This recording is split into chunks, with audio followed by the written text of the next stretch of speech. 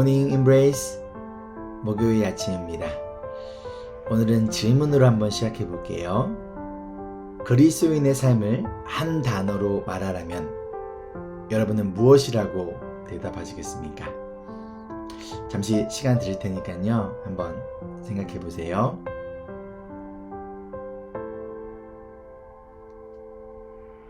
자, 여러분 뭐라고 말씀하시겠습니까?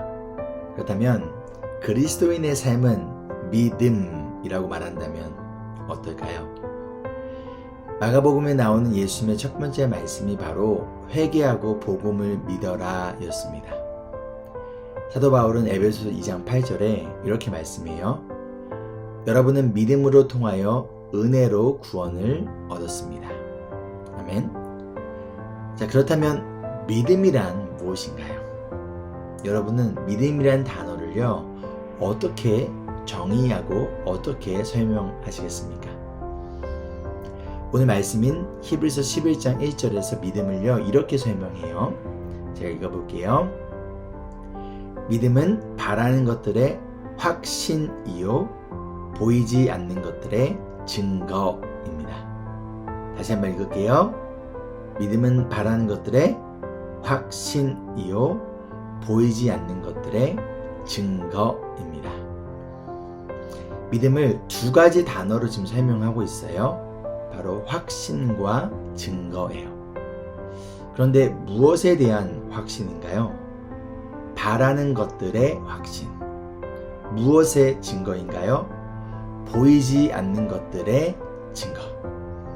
이해가 되셨나요?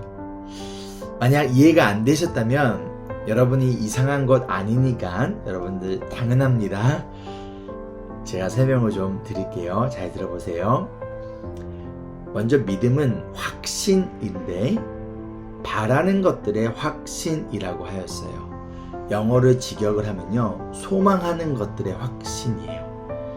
그런데 소망한다라는 것은요, 지금 그것이 혹은 무엇인가가 나에게 없지만 아직까지는 이루어지지 않았지만 앞으로 이루어질 것이라는 것을 믿는 거예요. 그것이 소망이에요. 즉 이미 이루어진 것에 대한 확신이 아니라 앞으로 이루어질 것에 대한 확신이라는 것이죠. 결국 현재가 아닌 미래에 대한 확신이라는 거예요. 제가 어렸을 때 가지고 싶은 것이 있으면 저희 어머님께 제가 엄마 이거 사주셔서 감사합니다 라고 했습니다. 언제까지요? 사주실 때까지. 그리고 사주실 것이라 믿으며 지금 현재를 감사하며 또한 기뻐하며 지내는 것이죠. 이처럼 믿음으로 살아간다는 것은요, 미래에 대한 소망 가운데 지금 이 순간을 기쁨과 감사함으로 살아가는 거예요. 그렇다면 언제 기쁨과 감사가 사라질까요? 다른 말로 언제 낙심이 될까요? 미래에 대한 확신이 흔들릴 때 낙심이 되고 현재를 기쁘고 감사하게 살아갈 수 없게 되는 거예요. 그럼 언제 미래에 대한 확신이 흔들릴까요? 기다리고 기다려도 이루어지지 않을 때, 아무런 변화가 없는 것처럼 보일 때, 바로 그때가 아닌가요? 그래서 두 번째로 믿음은 보이지 않는 것들의 증거라고 알려주고 있어요. 우리가 살아가는 이 세상은요, 증거를 요구합니다. 눈에 보이거나 내가 직접 만져보거나 또는 과학으로 지식으로 증명되어져야 믿는다는 것이죠. 이것이 아주 자연스러운 인간의 본성이에요. 이것이 굳이 잘못된 건 아닙니다.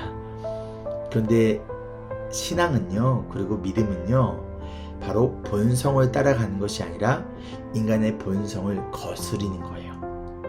인간의 본성을 따르는 것이 믿음이 아니라 보이지 않는 예수님을 믿고 따르는 것이 바로 믿음이라는 거예요. 대표적인 성경의 인물이 바로 도마입니다. 예수님의 제자 중 한 명이었죠.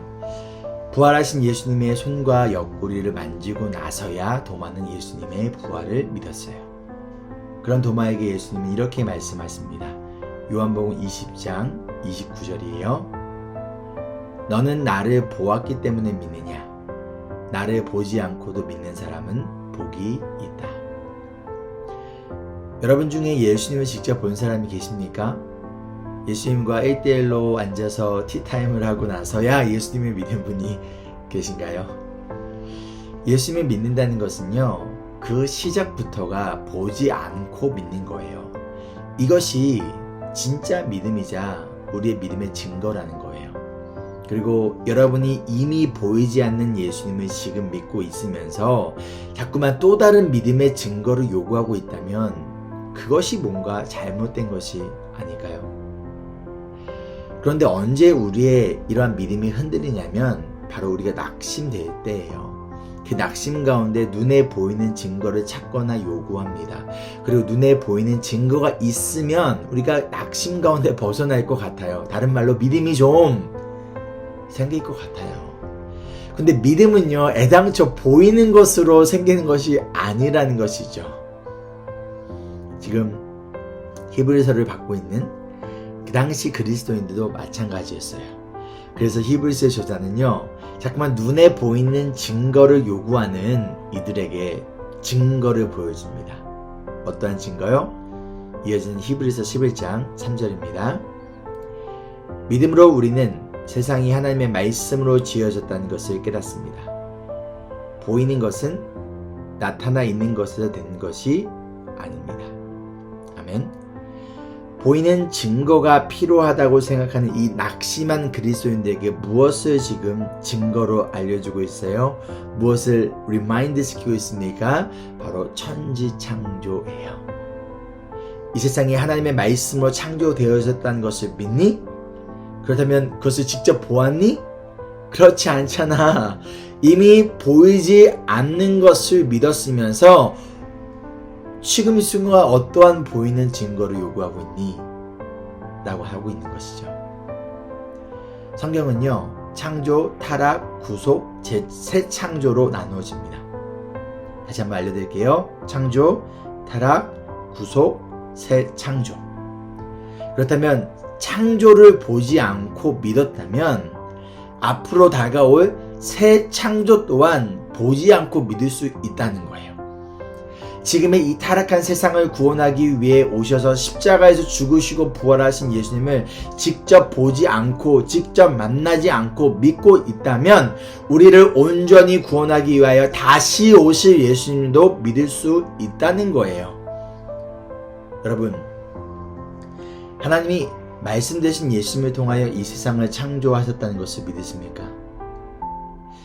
창조주 예수님이 직접 구원자가 되어서 이 땅에 오시고 인간의 몸으로 우리를 대신하여 십자가에 죽으시고 부활하셨다는 사실을 믿으십니까? 아멘.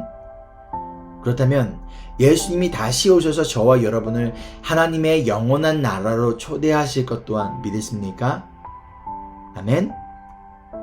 그 믿음의 확신 가운데 그 믿음이 있다면, 그 확신이 있다면 낙심된 마음에서 벗어나 기쁨과 감사함 가운데 오늘을, 현재를 살아가시기를 주의 이름으로 소망하며 축복합니다. 적용 질문입니다.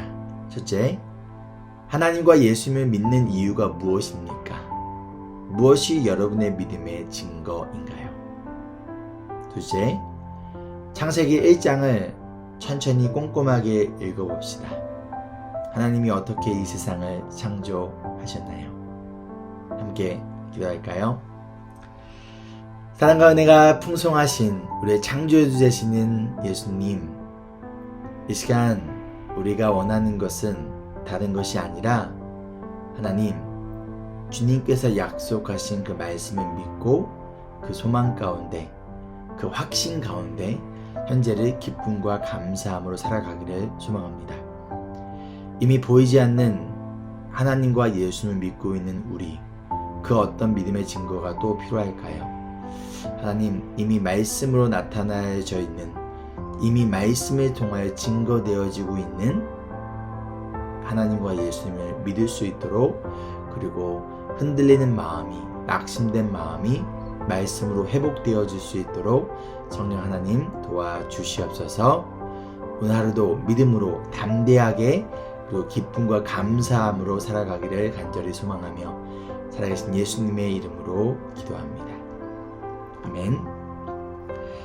말씀으로 세상을 창조하신 하나님과 예수님, 그리고 우리를 십자가에서 구원하신 또 예수님의 시간 기억하며 낙심된 마음이 아니라 기쁨과 감사함 가운데 오늘 하루를 살아가기를 소망합니다. 여러분 힘내세요. Embrace Jesus, embrace people.